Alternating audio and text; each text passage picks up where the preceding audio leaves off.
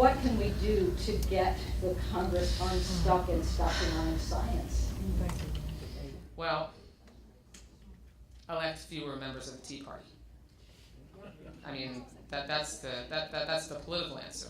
I mean, we have too many Republicans. I mean, my U.S. Senator, Marco Rubio, said on national television on Sunday that he plans or thinks he's capable of serving as president, while simultaneously saying that he does not believe that global warming and climate change were man-made, that man has contributed to, and doesn't believe the scientists. 97% of scientists agree that our problems with our carbon footprint and global warming and increasing temperatures and extreme weather events are the result of global warming and climate change.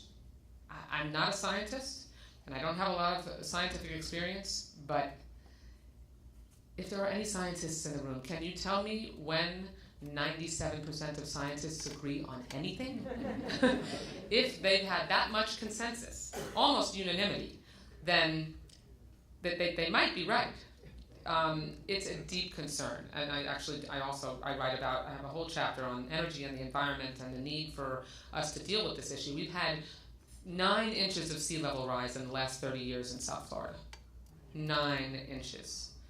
It's so frightening. And I mean, the reality is that in the next 50 years, and already there's unpreventable flooding that is going to make part of my district uninhabitable. I represent the whole southeastern coastline from Hollywood all the way down to the entirety of Miami Beach, and their streets are flooding.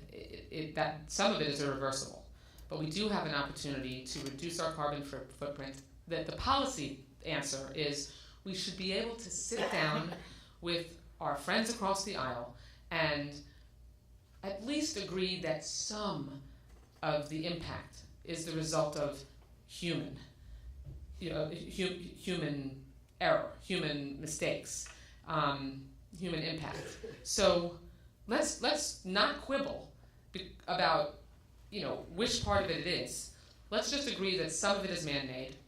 Let's establish some policy. And by the way, the carbon tax, the cap and trade legislation, it was originally a Republican idea. It was developed in the 1970s when the Clean Air Act was initially adopted.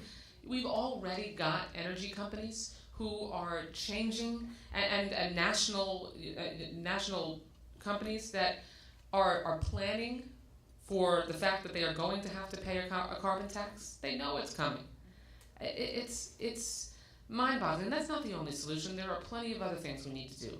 Investing in renewable energy, using all the above approach, which President Obama and congressional Democrats support, which, by the way, was a Republican priority until Democrats decided we agreed with it, and then suddenly it was the worst idea in the world. So it's just, like I said, in what I said throughout my remarks, if the chair of the National Democratic Party can recognize that everything doesn't have to be our way, then we should be able to have some maturity in the Republican Party and some commitment to our future. And I think I can speak for Brian when I say that I know we wish that we had more Republican colleagues who cared less about hanging on to their power and more about working together to move our country forward.